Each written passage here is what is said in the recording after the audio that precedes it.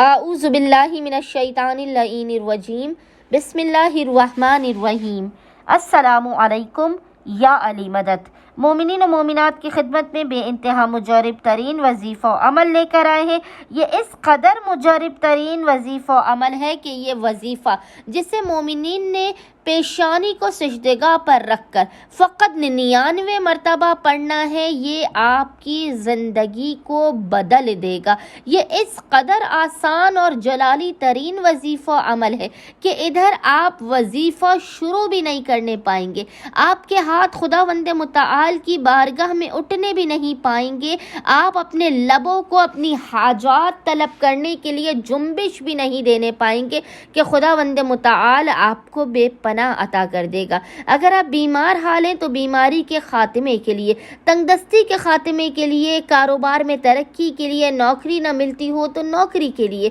زندگی نے اگر آپ کو بہت بے بس و بے سہارا کر دیا ہو، اگر آپ کی شادی نہ ہو رہی ہو، آپ کی اولاد نہ ہو رہی ہو، آپ کی ترقی میں مسائل ہوں، دنیا کا کوئی بھی مسئلہ ہو، مومنین اس عمل خاص کو ایک مرتبہ لازماً کرے۔ کوئی ایسا مسئلہ، کوئی ایسی پریشانی نہیں ہے کہ جو اس عمل کے کرنے کے بعد دور نہ کر دی جائے، کوئی ایسی حاجت نہیں ہے، کوئی ایسی مراد نہیں ہے جو خداوند متعال اس عمل کو کرنے والے کو عطا نہ کر دے۔ بس مومنین نے اس عمل خاص کو 99 مرتبہ 99 ٹائمز حالت سجدہ میں پڑھنا ہے۔ مومنین نے کرنا یہ ہے کہ آپ جب بھی پریشان حال ہو، مصیبت زدہ ہو، حاجات قبول نہ ہو رہی ہو، مشکلات آپ کی نہ ٹل رہی ہوں، آپ نے فوراً سے باوضو ہونا ہے۔ باوضو ہونے کے بعد آپ نے قبلہ رخ ہو کر بیٹھ جانا ہے۔ قبلہ رخ ہو کر بیٹھنے کے بعد آپ نے اول و آخر 3 مرتبہ 3 ٹائمز درود کے درمیان میں پیشانی کو سجدگاہ پر رکھ کر، یاد رکھیے گا خصوصی طور پر